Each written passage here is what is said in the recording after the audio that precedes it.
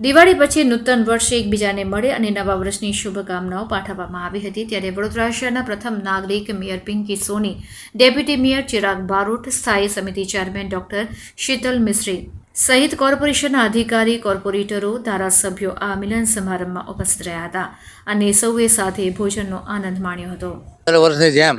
વડોદરા મહાનગરપાલિકા દ્વારા આજે સ્નેહ મિલન સમારંભનું આયોજન કરવામાં આવ્યું છે।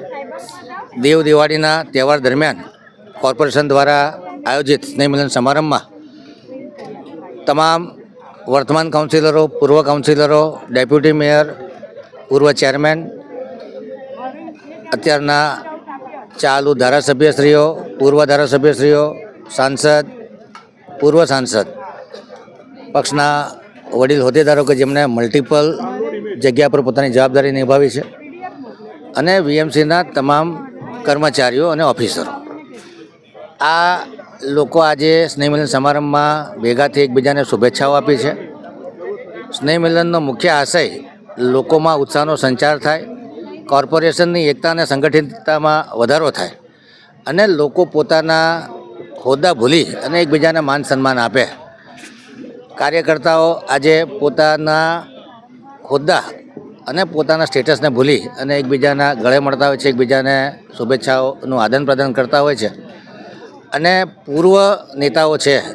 એ લોકો સાથે પણ મનમેળ થાય અને એમના વિચારોનું આદાન પ્રદાન થાય, અને અધિકારીઓ જોડે પણ કાઉન્સિલરોનો ગૌરવ વધે, એમની વચ્ચે કોર્ડિનેશન વધે, એ આશયથી આ સ્નેહ મિલન સમારંભનું આયોજન કરવામાં આવતું હોય છે, જેથી કરીને જે પૂર્વ કાઉન્સિલરો છે, પૂર્વ હોદ્દેદારો છે, એ લોકો પણ જે વર્તમાન હોદ્દેદારો છે, વર્તમાન કાઉન્સિલરો છે, એ લોકો જોડે મળી શકે, એકબીજાને શુભેચ્છાઓ આપી શકે, અને એક મુક્ત વાતાવરણમાં આ ડિનરનું આયોજન કર્યું છે। આજના પ્રસંગે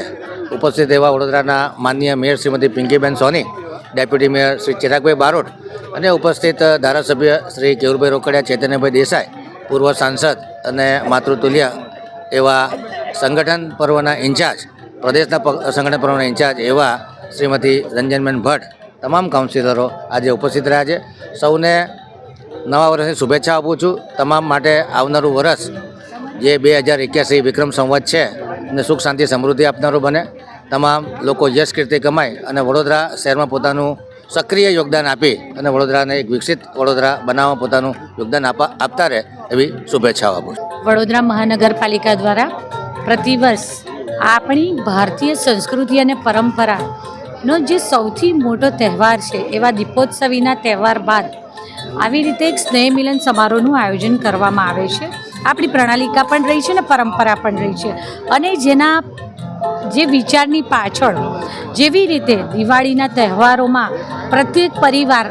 સૌ સભ્યો એકબીજાને હળી મળી અને નૂતન વર્ષ નિમિત્તે શુભેચ્છાઓ પાઠવે છે, તો સાથે સાથે નવી પેઢીને જૂની પેઢીના સૌ વડીલોના આશીર્વાદ તો મળે જ છે, પરંતુ આગળના પોતાના જીવનમાં કપરા સમયમાં કેવી રીતે કોઈપણ પરિસ્થિતિનો સામનો કરો, એટલે કહી શકું કે એમના અઢળક અનુભવનું જે ભાથું છે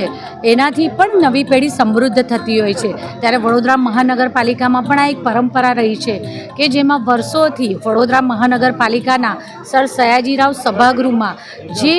સૌ સભાસદશ્રીઓ જે પોતપોતાના વિસ્તારનું પ્રતિનિધિત્વ કરે છે, તે પોતાના વિસ્તારના વિકાસ માટે કે પછી નાગરિકોની સમસ્યાઓના પ્રશ્નોના ઉકેલ માટે અને સમસ્યાઓના નિવારણ માટે ત્યાં પૂરેપૂરી પ્રતિબદ્ધતાથી સૌ સાથે મળી અને દરેક કાઉન્સિલરશ્રીઓ પોતાના પ્રયત્નો કરતા હોય છે। ત્યારે આ એક પરિવારની જેમ આ એક એવો અવસર હોય છે કે જેમાં સૌ સભ્યો, સૌ નગર સેવકશ્રીઓ અને પૂર્વ નગર સેવકશ્રીઓ સૌ સાથે મળી અને સ્નેહની આપલે કરે છે, એકબીજાના લાગણી અને વિચારોના આદાન પ્રદાન પણ થાય છે, તો સાથે સાથે આપણી આગળના સમયમાં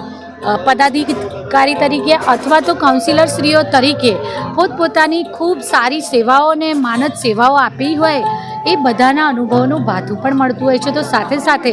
વહીવટી પાંખના સૌ અધિકારીશ્રીઓ પણ અને સતત 24/7 અમારી સાથે અમારા જ પરિવારની જેમ અમારી સાથે સતત રહેતા એવા આપ સૌ મીડિયાકર્મી ભાઈઓ પણ એ પણ અમારા એક વડોદરા મહાનગરપાલિકાનો પરિવાર છે. તો આપ એક અવસર છે કે જ્યારે દરેક પક્ષાપક્ષીથી ઉપર બધા જ કાઉન્સિલરશ્રીઓ હોય, અધિકારીશ્રીઓ હોય, મીડિયાકર્મીઓ હોય કે પછી પૂર્વ કાઉન્સિલરશ્રીઓ હોય, આ બધા સાથે મળી અને એકબીજાને નવ વર્ષ નિમિત્તે શુભેચ્છાઓ પાઠવતા હોય છે. હું આજના અવસર પર આપ સૌને નવ વર્ષ નિમિત્તે ખૂબ ખૂબ શુભેચ્છાઓ પાઠવું છું.